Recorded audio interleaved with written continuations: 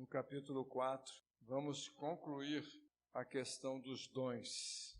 Efésios 4, versículo 11. Jesus esteve por aqui, completado a obra que ele viera fazer, ele foi assunto aos céus. E diz Paulo que de lá ele concedeu dons à igreja, a pessoas, aos membros da igreja. Porque a igreja ia avançar pelo mundo. E era preciso dons, era preciso unção do alto, para que esses homens pudessem cumprir com o papel que Jesus chamara a cada um deles. Vou ler desde o versículo 10.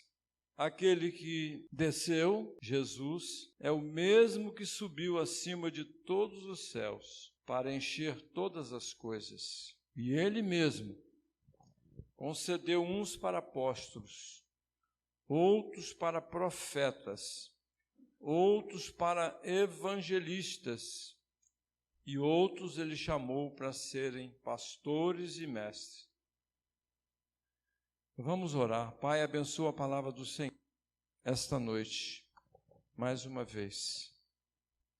Traga luz aos nossos corações, às nossas mentes, para compreender e ser afetado pela palavra do Senhor. Mexa com a nossa vontade. Nós queremos amar e servir ao Senhor de todo o nosso coração. Faça isto, Pai. Pedimos pela pequena Sofia, que o Senhor abençoe a vida dela. Obrigado por ter dado a ela mais um ano de vida. Que ela continue sendo uma bênção em família e para cada um de nós. Em nome de Jesus. Amém. Até domingo passado, nós vimos apóstolos e profetas, porque ele já tinha chamado os apóstolos, mas eram homens ainda destituídos de poder, de unção, para fazer a grande obra que eles fizeram. Sobretudo o apóstolo Paulo, que varreu o mundo daquela época para levar as boas novas do Evangelho, que um dia chegou ao Brasil por missionários e um dia chegou a Tocos pela graça de Deus. Ele concedeu uns para apóstolos, outros para profetas. E hoje nós vamos concluir evangelistas, pastores e mestres. Os apóstolos, nós vimos, foi um dom temporário. Não existe mais apóstolo. Em que pese ouvimos ainda muitos apóstolos. Mas, irmão, preste atenção, que todos esses falsos apóstolos, eles dizem que têm uma visão que eles receberam de Deus. Não existe mais isso.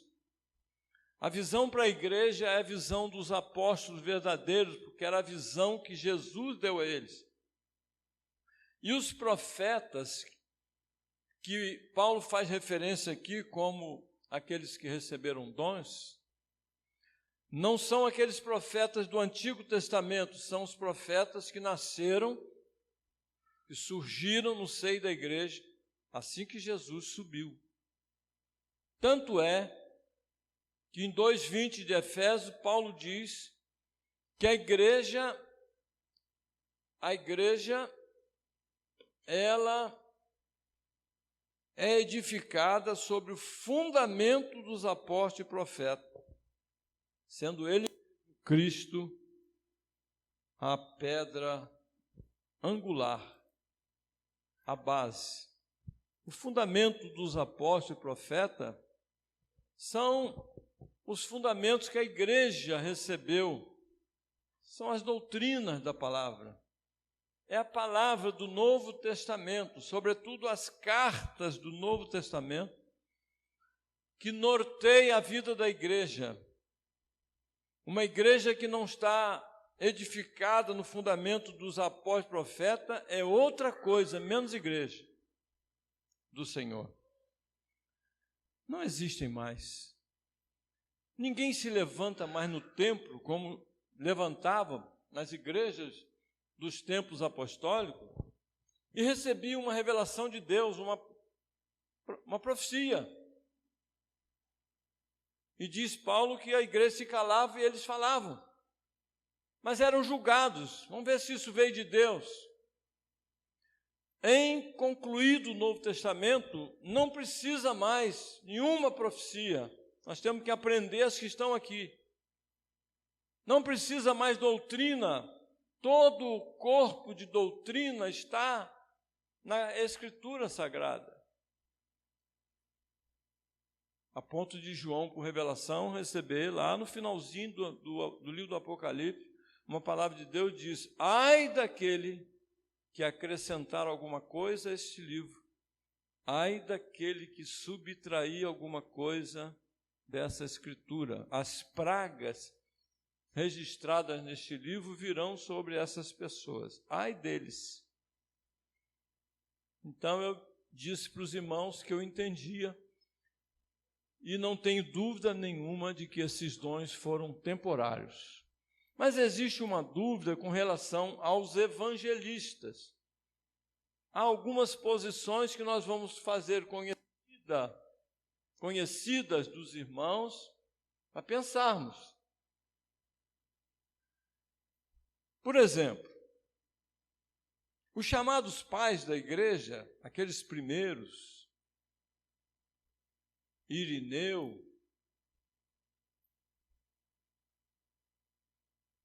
aqueles irmãos que surgiram logo após os apóstolos, não estão na Bíblia, estão na história da igreja.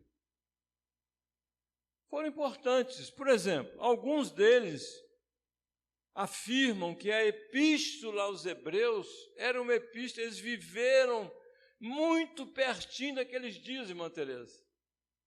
Alguns anos depois da carta que os hebreus receberam, eles diziam que era uma epístola de Paulo. Esses primeiros chamados pais da igreja, alguns deles, Jerônimo, Irineu, eles diziam que os evangelistas, na visão deles, esse dom que está aqui de evangelista, eram os que obtiveram de Jesus a capacidade de organizar os fatos do Evangelho.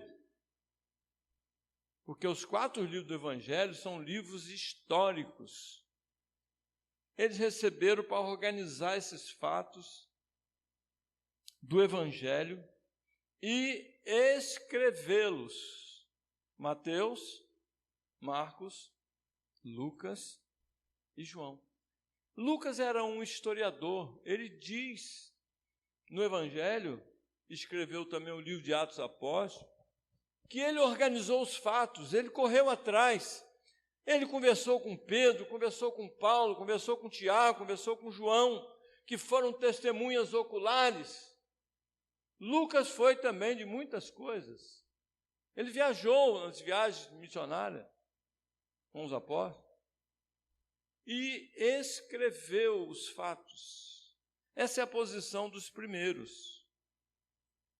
A segunda posição é que esses dons se referiam a homens a quem foi dado a habilidade e um poder especial a fim de tornar conhecidos e expor o Evangelho, as boas novas do Evangelho, a pessoas que desconheciam o que tinha acontecido, tudo aquilo que aconteceu em Jerusalém, a morte, a ressurreição. Eles tinham a habilidade de pregar a essas pessoas e falar de todos esses fatos a pessoas que nada conheciam. O que acontecera a Jesus e que não tinham qualquer escrito. Eles implantavam, então, a fé cristã. Alguns iam se convertendo, criam nas pregações daqueles evangelistas. Eram itinerantes, pessoas que não ficavam num lugar só. Ora estava em Jerusalém, ora estava em Jericó, ora estava em Samaria, itinerantes. E tinham a missão de implantar, e aí saíram, porque Jesus, quando subiu, ele disse, olha, reuniu a comissão, que eram cerca de 70 pessoas, e disse, vocês vão para o mundo. Tudo começou aqui em Jerusalém, vão para a Judéia, que era o sul da Palestina, Jerusalém, Judéia, Samaria e até os confins da terra. E qual era a ordem de Jesus? Pregar o evangelho a toda criatura. Às vezes a gente vê um pregador falar de algum fato da Bíblia, história e tal, e pensa que ele está pregando. Eu vou explicar aos irmãos o que significa pregar. Jesus mandou pregar. Ele não mandou ensinar simplesmente fatos históricos. Pode passar por esses fatos, pode começar por ali, mas toda a pregação tem que culminar com o evangelho. A ordem era pregar o evangelho. Eram escolhidos pelos apóstolos por orientação do Espírito Santo de Deus. Paulo, algum tempo depois, ele escreve a Timóteo, foi um que Paulo pregou para ele, e ele foi convertido a Cristo, era filho de Paulo, segundo a fé. Ele escreveu a esse mesmo Timóteo na segunda carta, no capítulo 4, versículo 5, ele diz assim, Timóteo, vou ler um pouquinho antes. Ele diz que muitos nos últimos tempos, muitos se recusarão a dar ouvidos à verdade, entregando-se às fábulas, histórias, que não tem pé nem cabeça, que não tem prova de nada. Você, porém, tu, porém, sê sóbrio em todas as coisas, suporta as aflições, faz o trabalho de um evangelista, cumpre cabalmente o teu ministério. Nós vamos agora ao livro de Atos dos Apóstolos. Olha como a coisa era feita. A festa da Páscoa era muito concorrida. Todo mundo de então era uma das principais, além de outras, recebia gente de tudo que era lugar daquele mundo de então.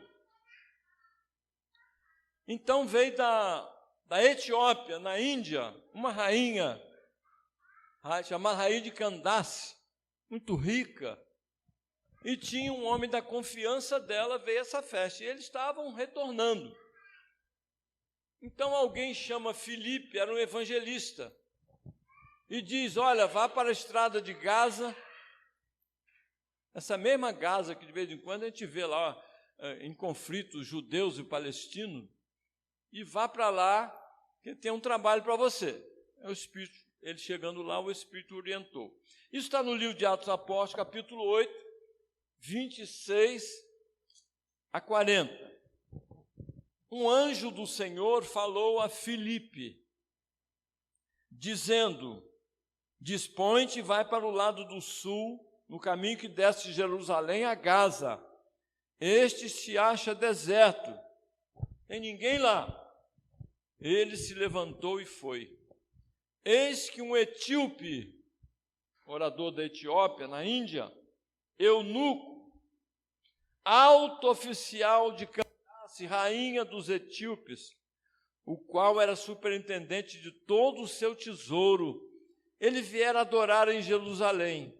Estava de volta e assentado no seu carro, ele vinha lendo o profeta Isaías. Já existiam os rolos, profecias do Antigo Testamento. Então disse o Espírito de Deus a Filipe: aproxima-se deste carro e acompanha-o. Correndo, Filipe ouviu ler o profeta Isaías. Ele chegou bem próximo e esse homem da confiança da rainha estava lendo em voz alta o profeta Isaías.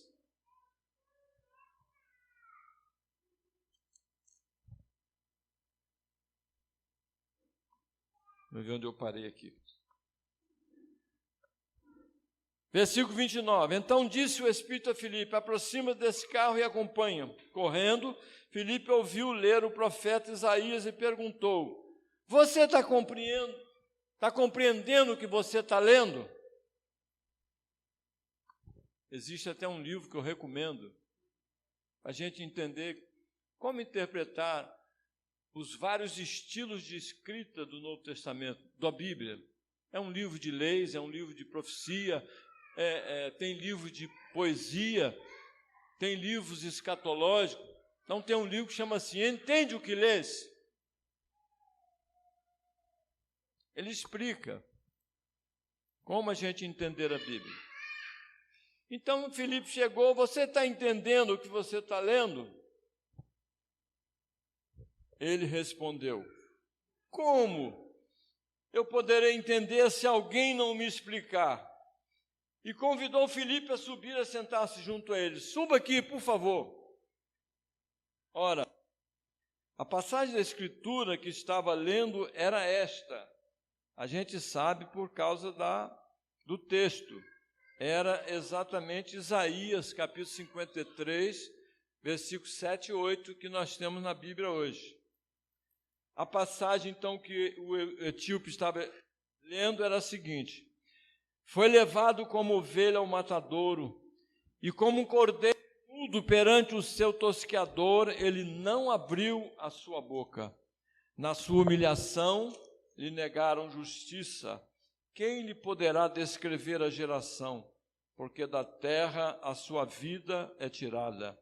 Então o eunuco disse a Filipe: porque quem não conhecia os fatos, quem não conhece os fatos acerca de Jesus, jamais vai entender que Isaías, naquela passagem famosa do capítulo 53, ele está falando de Jesus. Isaías é tido como profeta messiânico. Quem mais? Foram 700 anos antes de Jesus. Um teólogo chega a afirmar que ele parece que estava pintando um quadro em que ele estava vendo. Tamanha precisão dos fatos.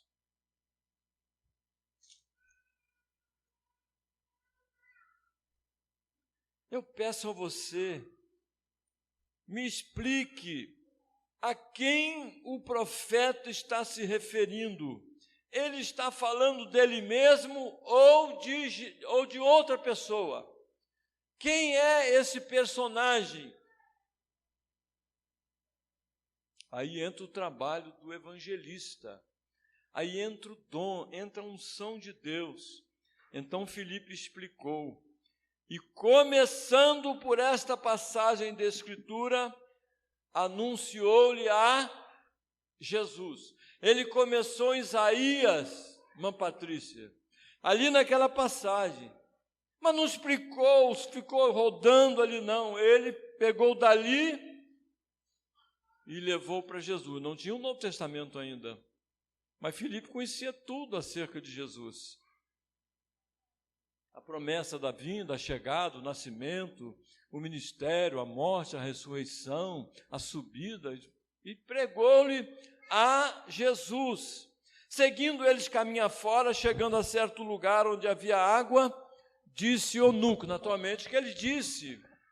Ele chegou àquela passagem onde Jesus disse para a comissão: quem crê, ser batizado, será salvo. Então, naturalmente, porque os fatos nos levam a entender. Seguindo eles caminho fora, chegando a certo lugar onde havia água, disse, depois de ouvir o evangelho acerca de Jesus, disse o eunuco a Filipe: eis aqui água, que impede que eu seja batizado? Ah, você quer ser batizado? Tá bom. Deixa eu falar mais uma coisa para você. Filipe respondeu: é lícito, se você crê de todo o teu coração. Ele respondendo então disse: eu creio que Jesus é o Filho de Deus. Filipe falou tudo. Filipe falou que Jesus foi um homem, que ele nasceu de uma virgem, que ele era filho de José, que ele morou em Nazaré, depois foi para Cafarnaum, que ele andou nas pragas da Judéia, curando, fazendo milagres, morreu, falou tudo. É lícito, se você crê de todo o teu coração, que Jesus, esse Jesus de que eu falei, esse homem que esteve entre nós, é o Filho de Deus. Vê se não parece com o que Paulo diz em Romanos: se com tua boca você confessar a Jesus como Senhor, e se no seu coração você crer que Ele ressuscitou, que Ele está vivo, você será salvo. Então, mandou parar o carro, ambos desceram a água e Filipe batizou o eunuco. Quando saíram da água, o Espírito do Senhor arrebatou a Filipe, não vendo mais o eunuco, este foi seguindo o seu caminho cheio de júbilo, mas Filipe veio achar-se em Azoto e, passando ali, evangelizava todas as cidades até chegar a Cesareia. O Espírito, tirou Filipe ali, arrebatou Filipe, o eunuco já não viu Filipe mais e Filipe foi para outros lugares. Esse homem só pode ser um escolhido de Deus para a salvação.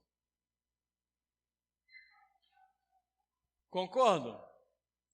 Esse homem estava voltando, uma estrada deserta, não tinha ninguém. O Espírito, alguém falou a Filipe, o Espírito de Deus: olha, junte-se àquele carro. E ele foi convertido. Onde foi parar? Para onde foi parar o Evangelho? Foi para a Índia. Ele era um homem importante. Ele passou a ser um missionário. Ele passou a ser um evangelista. Foi para a Índia pregar. Não há registro de Paulo ter ido à Índia, mas alguns dos apóstolos estiveram lá. Algum deles. Pois bem, irmão, em terceiro lugar, no uso moderno da palavra evangelista, são os que evangelizam, são os que exortam.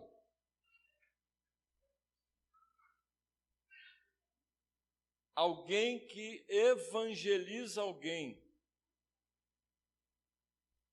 pode ter recebido desse dom de Jesus para fazê-lo. Então, não dá para dizer que era um dom temporário. Nesse sentido de ter escrito os evangelhos, sim, mas de evangelizar, de ter a capacidade de falar os fatos do evangelho, nós sabemos que existe ainda. Exemplo: a capacidade especial de pregar. Quem não se lembra de Billy Graham? Billy Graham no Brasil pregou para um Maracanã com mais de 200 mil, quando o Maracanã era o Maracanã. Era o Maracanaço. Mais de 200 mil, minha mãe estava lá. Mais de 200 mil na década de 60. Ele era um homem extraordinário, ali convertiam-se milhares de pessoas numa noite. Então ele tinha essa capacidade especial de pregar. Eu diria que, de certa forma, eu tenho esse dom. Não sou um evangelista extraordinário, mas sei. Uma vez eu fui ver um fato com um irmão lá de Vila Nova, irmão Salvador Luiz. Era um púlpito que o irmão dele, que era de uma outra igreja, ia arrumar lá para a igreja e tal, fomos parar na casa da mãe dele. Ela era muito católica, e Luiz falou: pastor, aproveita e prega o evangelho. Falei: rapaz, eu estou sem a Bíblia aqui. Aí chegamos, a senhora tem uma Bíblia aí? Eu falei, eu tenho lá da minha igreja. Eu falei, essa mesmo, daqui. Eu comecei. Se ela falasse comigo, fosse assim, o senhor podia, por exemplo, o senhor pode me explicar por que no livro de Macabeus, na Bíblia Católica tem, por que lá diz que devemos realizar a missa pelos mortos? Eu vou começar ali. Falar, olha, eu vou mostrar para a senhora que esse que está aqui não se coaduna, não se entende com o restante das Escrituras Sagradas, por isso que é considerado um livro espúrio. Por exemplo, se a senhora for lá em Paulo a Timóteo, ele vai dizer assim, há um só mediador entre Deus e os homens, Jesus Cristo feito homem. Se o escritor, não é bem esse texto, se o escritor de Hebreus vai falar, ao homem está ordenado morrer uma só vez, depois disso vem o juízo, não tem mais cerimônia. E vou começar dali, e vou a outros textos, e comecei, fui aqui, fui ali, e evangelizei aquela mulher. Muitos não evangelizam com medo de a pessoa não se converter. Mas o evangelista não tem a responsabilidade de converter ninguém. Quem converte é o Espírito Santo de Deus. O evangelista tem a missão de pregar. O evangelista é um semeador, é como uma semente. Você plantou lá o pezinho de milho, botou lá, fofou a terra, você que vai fazer brotar aquele milho ali? Não. Paulo aos Coríntios diz, que um planta, outro rega, mas quem dá o crescimento é Deus. Nós não temos a responsabilidade de converter ninguém, nós temos a missão de pregar o Evangelho. E preguei para ela. Comecei na Bíblia dela, eu não dei o exemplo de Macabeus, mas ela me deixou à vontade, eu falei, nessa Bíblia mesmo. Já me aconteceu até outras vezes. Mas eu queria falar da noite também sobre dois dons, para finalizar a questão desses dons de serviço, que não resta dúvida nenhuma que eles são dons permanentes, ainda estão em evidência, pastores e mestres. Isso só vai se findar no dia exato em que Jesus voltar, porque não tem mais ninguém para ser, não há necessidade de evangelizar, porque Jesus já vem de maneira súbita para levar a igreja, e quem aceitou, aceitou, quem não rejeitou, rejeitou. Pois bem, pastores e mestres, vamos então conhecer um pouco desses dois dons. Na igreja, vê-se com muita clareza esses dois ofícios num só homem. O pastor também ensina. Não podemos pensar diferente. Vamos voltar a Timóteo, que Timóteo recebeu instrução de Paulo a fim de que orientasse as igrejas como elas deveriam, quais critérios que elas deveriam usar para a escolha dos pastores. Então ele diz assim na primeira, capítulo 3, 1 e 2, fiel é esta palavra. Se alguém aspira ao ministério pastoral, excelente obra almeja. Mas é necessário, portanto, que o pastor seja irrepreensível, esposo de uma só mulher, temperante, sóbrio, modesto, hospitaleiro e apto para, quem está com a Bíblia aberta? Ensinar. Que ele seja mestre. Está claro? Porque no texto diz que uns foram chamados para apóstolos, outros para profetas, outros para evangelistas e outros para pastores e mestres. Então, o ofício de pastor geralmente ocupa-se de quê? Essa ideia vem do pastor do campo que cuidava das ovelhas, os carneiros. Essa vem a ideia. Desde os dias de Moisés, Davi, vem de lá essa ideia. Então, ele tem que governar, como pastor, governar e dar direção à igreja local.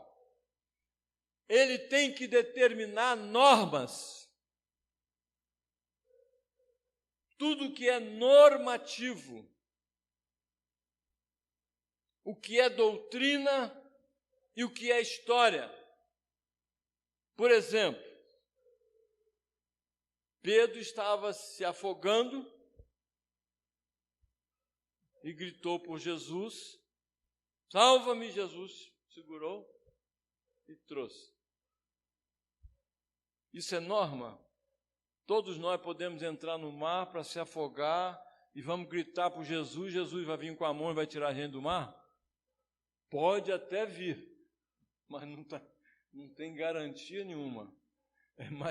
É mais fácil a gente se afogar do que aparecer Jesus para tirar a gente de lá.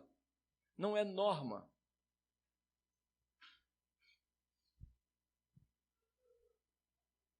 Então o pastor estabelece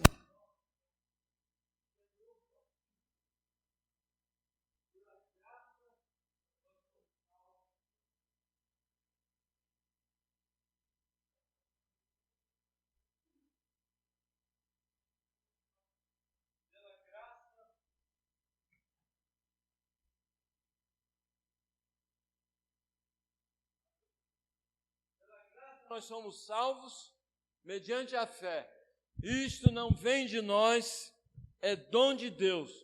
Não vem das obras para que ninguém se glorie. Isto é, por obras, pelo que fazemos, ninguém será salvo, porque é um dom de Deus, é uma dádiva de Deus. Isso é norma para a igreja? Ou alguém pode ser salvo por obras? Então é norma. É normativo. É princípio. E o pastor é que tem que deixar isso bem explicado na igreja. Ele tem que promover instrução. Ele tem que ensinar, como Paulo disse lá. Seja apto para ensinar dioturnamente, semana após semana, mês após mês, ano após ano. Ele tem que alimentar com a palavra de Deus espiritualmente a igreja. Ele tem que manter o rebanho unido. Ele tem que promover a comunhão na igreja, em ordem, visando a unidade doutrinária que todos creem, como nós já passamos lá. Um só Senhor, uma só fé, um só Espírito, um só Deus. Ele tem que promover esta unidade doutrinária. Ele tem que trazer de volta ao aprisco a ovelha desgarrada.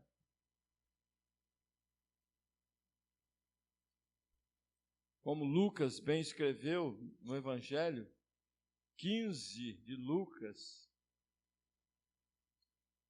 capítulo 15, versículos 4 e 6 a 6.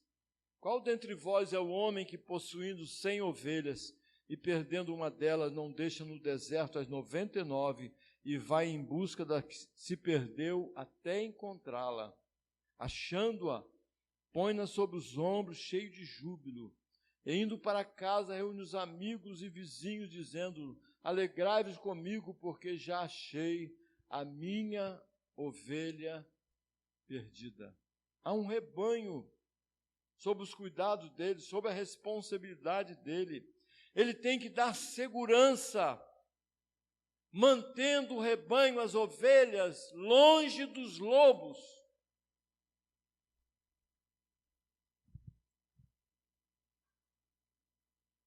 O apóstolo João, no capítulo 9 e 10, Eu vou ler, é uma passagem só, mas eu vou ler 10, de 1 a 13. Jesus disse assim,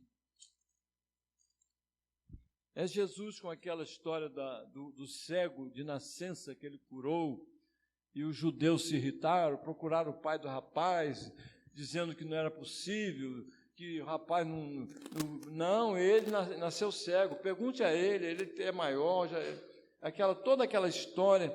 Aí no capítulo 10, 9 e 10 de 1 a 13, diz assim, em verdade vos digo, o que não entra pela porta no aprisco das ovelhas, mas sobe por outra parte, esse é ladrão e salteador. Aquele, porém, que entra pela porta, esse é o pastor das ovelhas. Para este o porteiro abre, as ovelhas ouvem a sua voz. Ele chama pelo nome as suas próprias ovelhas e as conduz para fora. Depois de fazer todas as que lhe pertencem, depois de fazer sair todas as que lhe pertencem, vai adiante delas e elas o seguem, porque lhe reconhecem a voz. Mas de modo nenhum seguirão o estranho, antes fugirão dele, porque não conhece a voz dos estranhos. Jesus lhes propôs esta parábola, mas eles não compreenderam o sentido daquilo que lhes falava. Jesus, pois, lhes afirmou de novo, em verdade vos digo, eu sou a porta das ovelhas. Todos quantos vieram antes de mim são ladrões e salteadores, mas as ovelhas não lhe deram ouvidos. Eu sou a porta, se alguém entrar por mim, será salvo. Entrará e sairá e achará pastagens. O ladrão vem somente para roubar, matar e destruir. Eu vim para que tenham vida e a tenham com abundância. Eu sou o bom pastor. O bom pastor dá a vida pelas ovelhas, e ele realmente deu. O mercenário que não é pastor, a quem não pertence as ovelhas, vê vir o lobo, abandona as ovelhas e foge. Então o lobo as arrebata e dispersa. O mercenário foge, porque mercenário não tem cuidado com as ovelhas. O ladrão, Jesus é a porta, mas o ladrão vem somente para roubar, matar e destruir. Quem é o ladrão? Hein? Vocês aprenderam que é Satanás. Aí fica todo mundo procurando Satanás, assim, o ladrão, cuidado com ele. E o ladrão está às vezes pertinho da gente. Se você ler o capítulo 9 e 10, se você encontrar alguma menção a Satanás, direta ou indiretamente, você pode me repreender que eu estou errado, mas eu já li, reli, treli e já estou certo que o ladrão aqui não é Satanás. Interpretaram mal esse versículo. Sabe quem são os ladrões? É só você ler com cuidado, você vai ver. No versículo 16 do capítulo 9, diz assim, aqui está uns diziam, é ele. Versículo 16 do capítulo 9. Por isso, alguns dos fariseus, depois de toda aquela confusão, procuraram o pai do rapaz, foram rapaz e tal, os fariseus, enfurecidos, e por isso alguns dos fariseus diziam, este homem Jesus que curou o cego, ele não é de Deus, porque ele não guarda o sábado. Diziam outros, como pode um homem pecador fazer tamanhos sinais?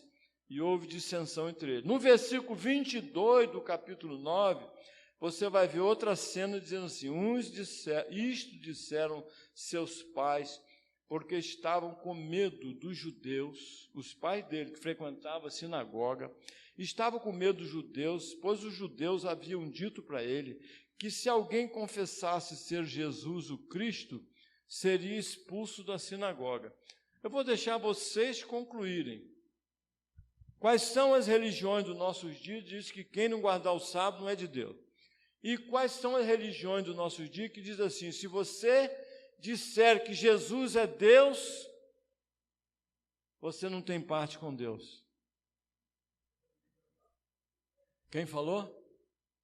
Testemunho de Jeová. Então os ladrões estão mais perto do que a gente imagina. e ficam procurando Satanás, porque interpretaram o texto errado. Não há nenhuma menção de Satanás nesse texto. Então, cabe ao pastor orientar, buscar a interpretação correta do texto, para não incorrer em erro. Não é, nenhum pastor é perfeito, mas ele tem que ter o cuidado e as ovelhas também, não fica batendo assim para o pastor, amém, amém, não. Vá nas Escrituras, e eu estou sugerindo a vocês que leiam em casa, todo o capítulo, é uma cena só, capítulo 9 e 10 de João, que vocês vão chegar à mesma conclusão a que eu cheguei. O pastor, como mestre, também é revestido de algumas atribuições específicas. Ele ministra instrução na doutrina, na verdade. Ele não se fia em nenhum outro livro, senão na palavra de Deus, na verdade do Evangelho. Com alimento saudável. Por que ele faz isso? Porque com alimento saudável, a palavra, o adulterado, o evangelho falso, estragado, ele jamais entra no aprisco.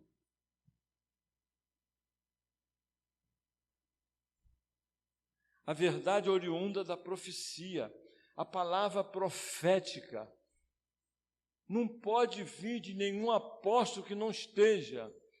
Hoje eu vou na igreja do apóstolo tal. Eu não encontrei esse nome nos 12 que Jesus chamou, e depois Paulo. Não encontrei. Que apóstolo é esse? Aí, eles receberam da onde essa visão, essa orientação nova para a igreja? Olha o que o apóstolo Pedro, verdadeiro apóstolo, escreve na sua segunda carta, no capítulo 1, no versículo 16 em diante: porque não vos demos a conhecer, não entregamos nada para vocês, para o conhecimento de vocês, porque não vos demos a conhecer o poder e a vinda de nosso Senhor Jesus Cristo, seguindo fábulas engenhosamente inventadas, mas nós mesmos, os apóstolos verdadeiros, fomos testemunhas oculares, nós vimos da majestade de Jesus, pois ele recebeu da parte de Deus Pai honra e glória, quando pela glória excelsa lhe foi enviada a seguinte voz: este é o meu Filho amado, em quem me comprazo, em quem encontro alegria. Ora, esta voz, disse Pedro, vinda do céu, nós a ouvimos quando estávamos com ele no Monte Santo, chamado Monte da Transfiguração, quando Jesus se transfigurou diante de Tiago, Pedro e João, e apareceu Jesus transfigurado, ladeado de Moisés e Elias. Temos assim, continua Pedro, tanto mais confirmada a palavra profética, e fazeis bem em atendê-la, como a uma candeia que brilha em lugar tenebroso, até que o dia clareie, a estrela da alva nasça em vosso coração, sabendo primeiramente isto, que nenhuma profecia da Escritura Sagrada provém de particular interpretação, não vem da cabeça de ninguém, porque nunca, jamais, qualquer profecia foi dada por vontade humana. Entretanto, homens santos, separados para isso, falaram da parte de Deus, movidos pelo Espírito Santo, que chamamos de inspiração. Assim como no meio do povo surgiram falsos profetas. Capítulo 2 agora. Assim também haverá entre vós, na igreja, mestres, os quais introduzirão dissimuladamente heresias, ensinos distorcidos, destruidoras, até o ponto de renegar o soberano Senhor que os resgatou, trazendo sobre si mesmo repentina destruição. E muitos seguirão as suas práticas libertinas, e por causa deles será infamado o caminho da verdade. Também movidos por avareza, farão comércio de vós com palavras fictícias. Para eles o juízo lavrado a longo tempo não tarda, e a sua destruição não dormem, movidos por avareza, amor sórdido ao dinheiro. Procurem saber o status quo desses falsos apóstolos. Todos eles andam de carros caríssimos, adquirem propriedades, ganham muito dinheiro.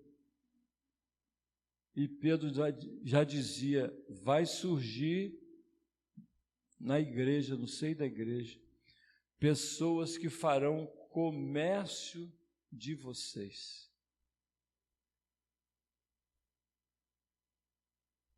Pedro tinha razão?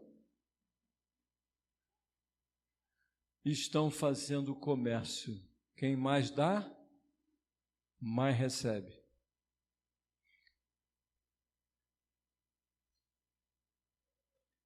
Então Pedro falou por inspiração. Paulo também a mesma coisa. Meus irmãos, o ensino da palavra é que mantém o cristão seguro na sua fé. O ensino da palavra, vou repetir, mantém o cristão seguro. Não é como folha atiçada para o vento, para lá, para cá. Quando falamos dos dons, e nós vamos ver isso na semana que vem, volte lá no livro de Efésios 4, quando Jesus deu esses dons, ele tinha em vista algumas coisas, apóstolos, profetas, evangelistas, pastores e mestres.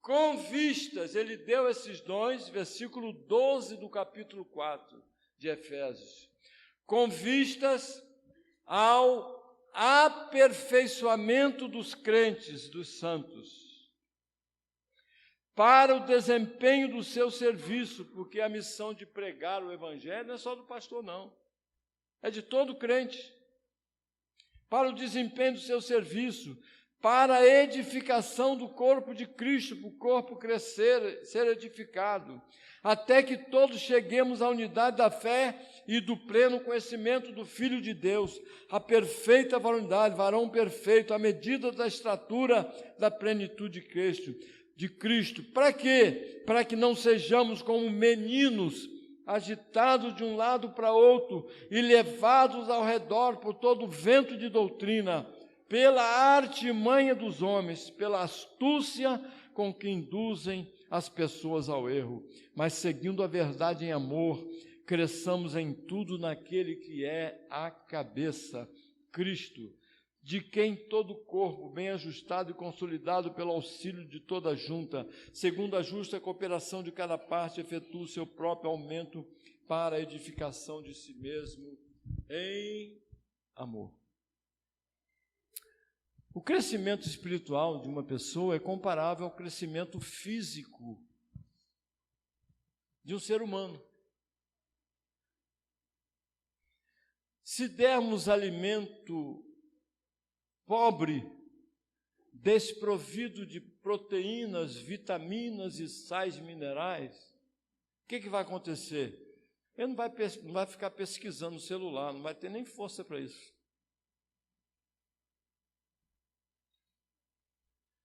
Vão aparecer doenças, raquitismo, fragilidade. Assim é o crente desprovido da palavra de Deus. Vem o falso, acena lá com a vantagem, o que eles fazem? Corre para lá. Vê que não funciona, vem um outro lá e faz uma outra, ele faz o quê? Corre para cá. E fica correndo de um lado para o outro. A fim de que não sejam mais meninos inconstantes. É o estudo continuado da palavra, é o estudo expositivo da palavra, toda semana, seguindo uma ordem. Nós já passamos pelos dons, terminamos hoje. Na semana que vem eu já vou entrar nessa questão do que tinha Jesus em vista quando ele deu esses dons, e vamos ensinando. Eu chego então às considerações finais. O pastor e mestre precisa se conscientizar, e eu estou muito consciente disso, que o que Deus me confiou foram almas, foram vidas.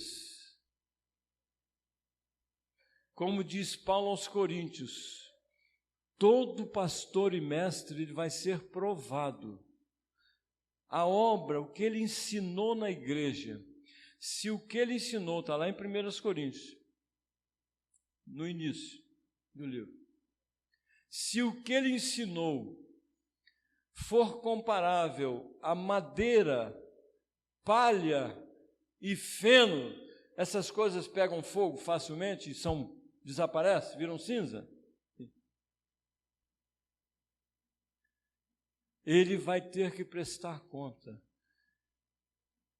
Isso vai ser queimado como madeira, palha e feno, mas se o que ele ensinar for comparável a ouro, prata e metais preciosos, quando bota fogo no ouro, o que acontece? Fica pior ou melhor? Ele é purificado. Ele vai receber galardões lá. Eu não estou preocupado com galardões. Só em ter sido salvo pela graça de Deus, para mim, olha. Mas, meus irmãos, é uma responsabilidade muito grande de quem ensina. Tiago vai dizer, olha, se vocês acham que tem que ensinar na igreja, cuidado. Os que ensinam sofrerão maior juízo.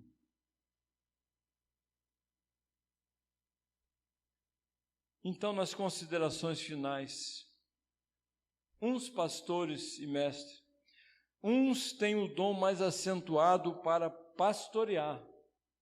Pastorear é cuidar, é mais, vamos dizer assim, mais simpático, é mais dado. Outros são mais fechados. Uns são mais acentuados, têm um dom mais acentuado para o lado de pastorear. Mas outros têm um lado acentuado para o lado de ensinar, porque ele tem que ser as duas coisas. A igreja precisa de ambos, pastores e mestres.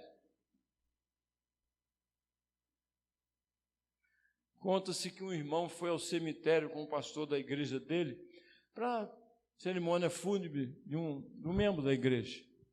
Aí sepultaram, fizeram lá uma oração, cantaram e tal, pregou a palavra, e vieram andando para sair do hospital, pela Alameda assim.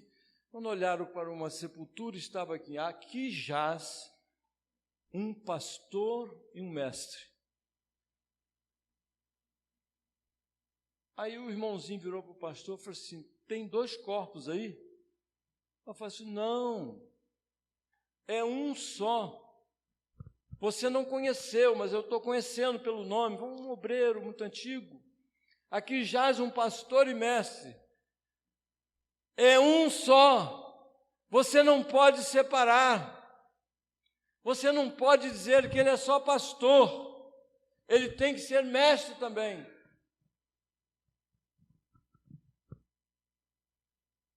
Na igreja,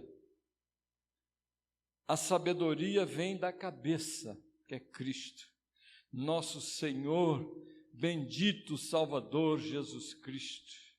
Os apóstolos e profetas do Novo Testamento que surgiram nos dias da igreja foram para lançarem o alicerce, o fundamento, 2:20 de Efésios. A igreja é edificada sobre o fundamento dos apóstolos e profetas, isto é, do que esses apóstolos e profetas receberam, sendo ele mesmo Cristo a pedra angular. Alguns Paulo era apóstolo e era profeta. Pedro era apóstolo e era profeta. Normalmente, mas surgiram outros que eram só profetas, não foram apóstolos. E o fundamento, o que eles receberam por revelação, é que a igreja era edificada até que o Novo Testamento tivesse, né, concluído e escrito como nós temos hoje, as cartas enviadas, etc. Os evangelistas difundiram o evangelho, levaram o evangelho para o mundo. Paulo também era um evangelista. Os pastores e mestres, eles mantêm o rebanho firmado em toda a palavra. Pregue todo o conselho de Deus, não fique fazendo da Bíblia uma concha de retalho, não. Que você vai falar muito, vai pregar e vai ensinar muito pouco. Um dia eu chego aqui, prego lá no livro de Gênesis, pego um texto lá, outro dia eu vou lá para 1 João, no outro vou para Mateus. Tem que pregar expositivamente um livro. Quando esta carta chegava, a igreja pegava a carta e lia diante de todos, estudava tudo aquilo do princípio ao fim, era o que tinha para aquela igreja. Alguém chega a dizer que se nós conhecermos bem uma carta, se conhecermos bem a carta aos Efésios, a gente vai conhecer muito da Bíblia, muito mesmo. Os pastores, então, a igreja tem que ter redobrada atenção na escolha dos seus pastores e mestres. A má escolha redunda em consequências desastrosas. Tem algumas igrejas que perdem até a sua identidade, deixam de ser igrejas cristãs evangélicas por causa de ensinos que entraram lá, porque a igreja não teve sabedoria para escolher os seus pastores e mestres. A igreja, por exemplo, no século III, se misturou com o Estado.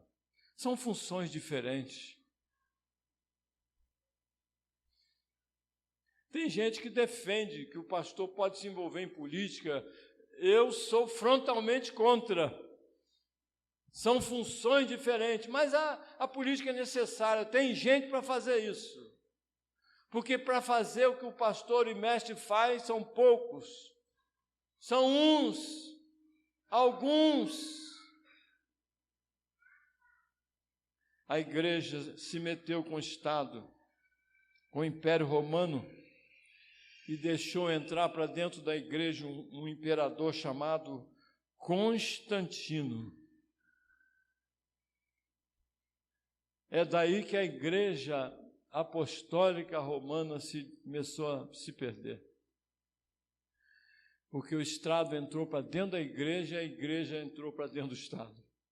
E são funções diferentes, completamente diferentes, missões muito distintas. Os recém-convertidos, mesmo, presta atenção, às vezes a gente se empolga, imagina que converte aqui um juiz de direito, convertido, um homem de uma cultura tremenda, um desembargador. O que muitas igrejas fazem? Com um mês ele está dando aula na escola bíblica. É um tremendo de um erro. A cultura, não estou fazendo apologia à ignorância, mas o simples fato de ser um homem culto não quer dizer que ele vai aprender da noite para o dia a palavra de Deus, não. Ou eu sou muito burro, desculpem, porque eu estou há 20 anos estudando e sei muito pouco. Então Constantino fez uma desgraça. Se dizia convertido.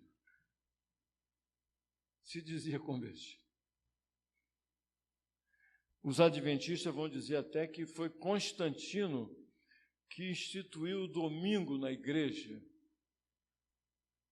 Não foi Constantino, é só ler a história da igreja.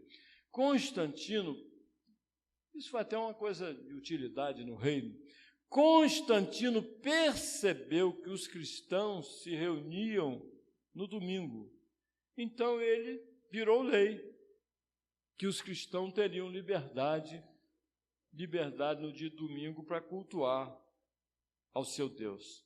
Mas os recém-convertidos, mesmo que sejam cultos, só poderão ensinar na igreja quando instruídos na palavra e capacitados pelo Espírito Santo de Deus. Amém? Eu vou deixar uma dica para vocês. Eu já tenho uma certa idade, que Deus me dê saúde para pastorear ainda alguns anos, mas um dia eu não vou estar mais aqui. E tem muita gente nova aqui. A juventude da igreja. Quando tiver de escolher um pastor, e normalmente chama para pregar, manda ele fazer uma exposição. Pastor, pode escolher uma pequena aí. Colossenses, Efésios, Filipenses. Fica uma semana pregando com a gente e faz a exposição de uma epístola do Novo Testamento. Manda ele pregar do começo ao fim, para poder avaliá-lo. Não se fie naquele que vai pregar do sábado e domingo. Aí pode escolher 2 sermões lá e tal, e pregar e impressionar a igreja. Ele tem que mostrar que ele é apto para ensinar a igreja. Porque Jesus tinha em vista o aperfeiçoamento dos santos.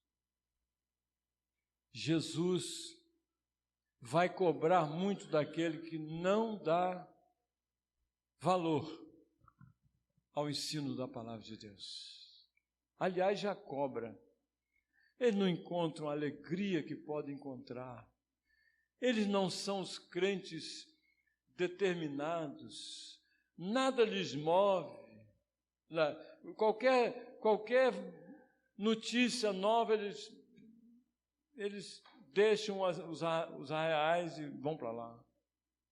Jesus quer crente vacinado,